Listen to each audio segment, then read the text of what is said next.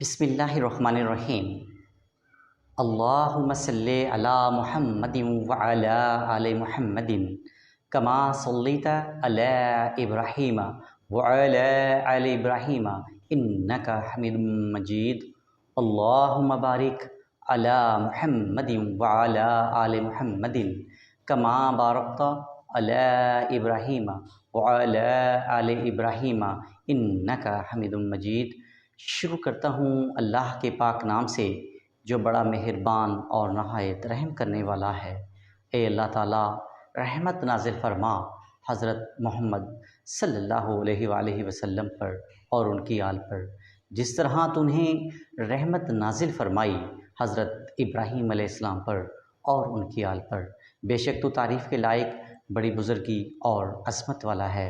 ए अल्लाह ताला बरकत नाजिल फरमा हज़रत मोहम्मद सल्लल्लाहु अलैहि वसल्लम पर और उनकी आल पर, जिस तरह तूने बरकत नाजिल फरमाई हज़रत इब्राहीम अलैहिस्सलाम पर और उनकी आल पर।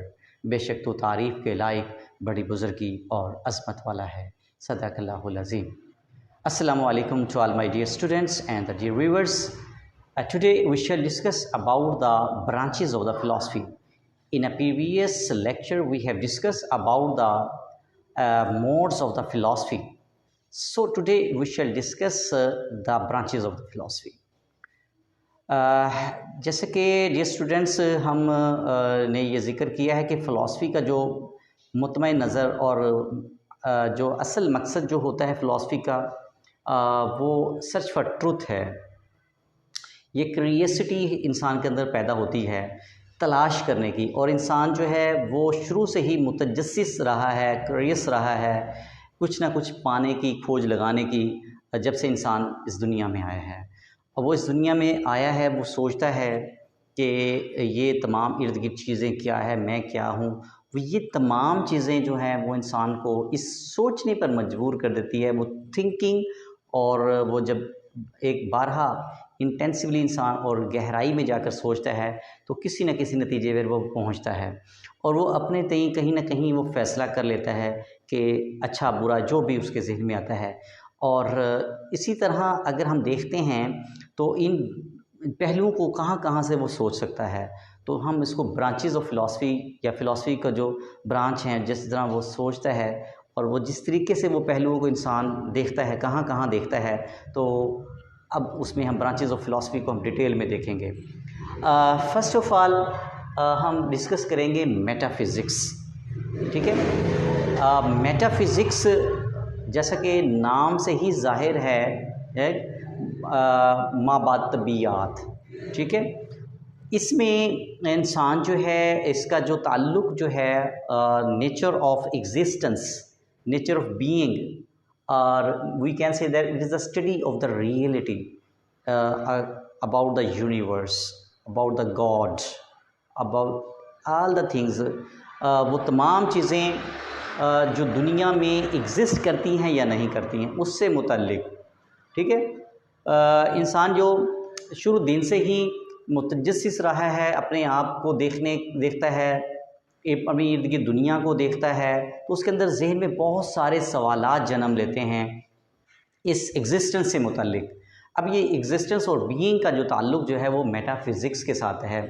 अब वो क्या सोचता है इंसान, बहुत सारे सवालात हैं, इसमें चंद एक जो ख़ास तौर पर हैं। What is the universe, what is God, who is the creator of this universe, okay, who I am and what is the purpose, who is the creator of the man or the creature, so what is the soul, what is the life and the death।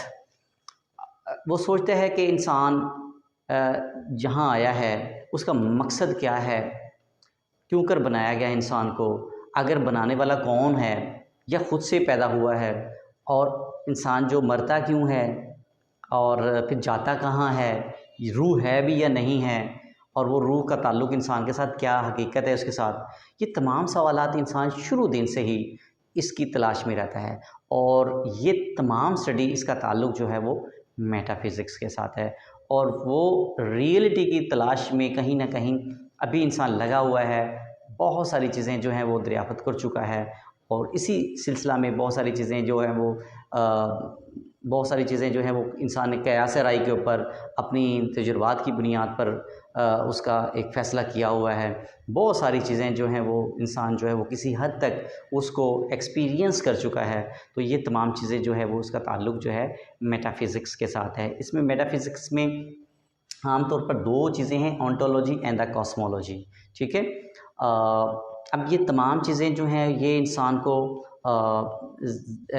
लेके जाती हैं कि बाज़ औक़ात कुछ चीज़ें नज़र आती हैं और कुछ चीज़ें नज़र नहीं भी आ रही हैं, उससे भी मुतल्लिक़ जो है वो देखता है, क्योंकि माबाद तबीयात इसका ताल्लुक़ है। यानी कि जो चीज़ें हमें बज़ाहिर नज़र नहीं आ रही हैं वो आया कि उसका क्या ताल्लुक़ है हमारे साथ। ठीक है, क्योंकि अब इंसान ने बहुत सारी चीज़ें देखें, जिस तरह स्पिरिचुअल इंसान के हैं, रूहानियत है, सोल है, ठीक है, उसको इंसान जो है वो देख नहीं पाता है। इसी तरह आप के जो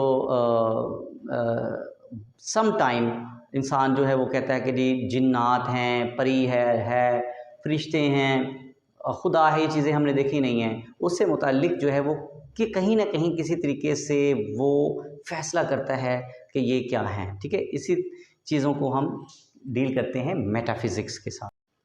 the next branch is about the epistemology.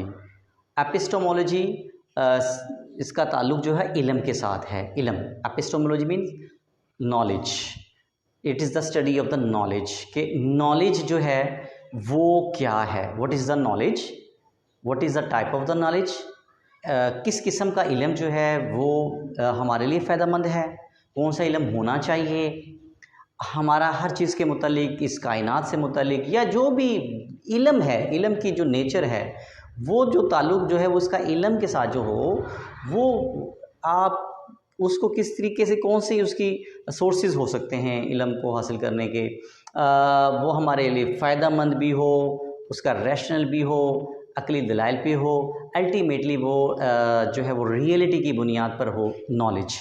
ठीक है, वो तमाम चीज़ें जो है वो नॉलेज जो है वो ज़ाहिर बात है एथेंटिसिटी जो है उसकी सोर्स ऑफ द नॉलेज कौन सा हो सकता है। ठीक है, हम किसको नॉलेज समझ सकते हैं, जैसा कि हम एज ए मुस्लिम हमारा जो बेसिक सोर्स ऑफ नॉलेज है वो कुरान पाक है। ठीक है, वही है। इसी तरह हम जो साइंस के नज़दीक जो है वो नॉलेज जो है वो तजुर्बात की बुनियाद पर जो इल्म हासिल किया जाता है वो बेहतरीन नॉलेज है।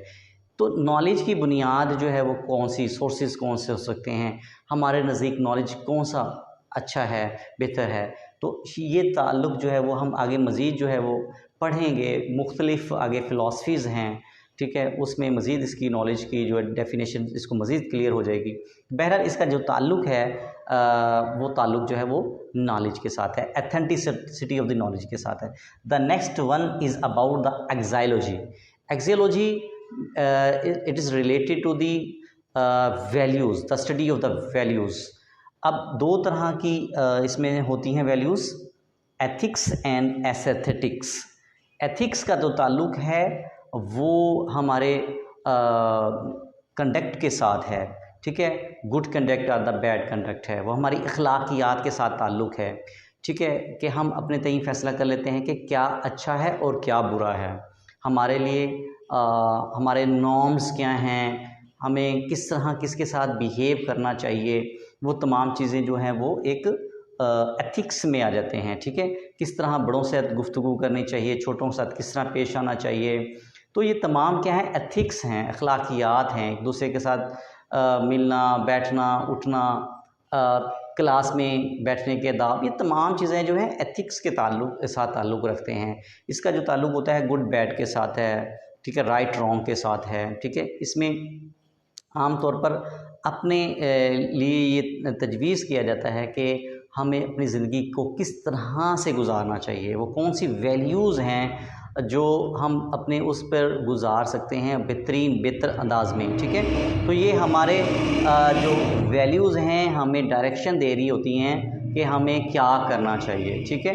तो इसी तरह एस्थेटिक है एक, इसका जो ताल्लुक़ जो है वो इंसान की हुस्न जमालियात के साथ है, इंसान की तस्कीन के साथ है, क्योंकि इंसान जो अपने देखकर दुनिया को देखकर या बहुत सारी चीज़ों को देखकर अपने अंदर जो फीलिंग्स जो तस्कीन की होती है उसका ताल्लुक जो है वो एस्थेटिक के साथ है। इसमें क्या खूबसूरत है, ब्यूटीफुल, एगली, ठीक है। अब इसके भी नज़दीक जो है वो खूबसूरती क्या है, बदसूरती क्या है, ठीक है, कौन डिसाइड करेगा।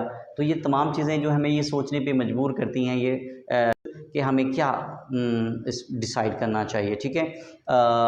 कुछ लोग जो हैं वो म्यूज़िक को पसंद करते हैं, हुस्न जमाल है ना, मतलब म्यूज़िक को, आर्ट को, खूबसूरती को, नज़ारे को, ब्यूटी को। अच्छा, कुछ लोग जो हैं वो म्यूज़िक को नहीं पसंद करते हैं, ठीक है। So it's a different aspect कि हमें किस तरीके से इसको लेना चाहिए, ठीक है। ये एक हमारे लिए बड़ी इम्पोर्टेंट हैं ब्रांचेस को समझना, ताकि आगे इसी की बुनियाद पे तमाम जो फ़िलासफ़ी है वो खड़ी है, ठीक है। उम्मीद है कि ये तमाम आपको इन चीज़ों की समझ में आ गई होगी। अब तक के लिए इतना ही काफ़ी है। अपना बहुत सा ख्याल रखिएगा। अल्लाह हाफ़िज़, फ़ी अमानिल्लाह।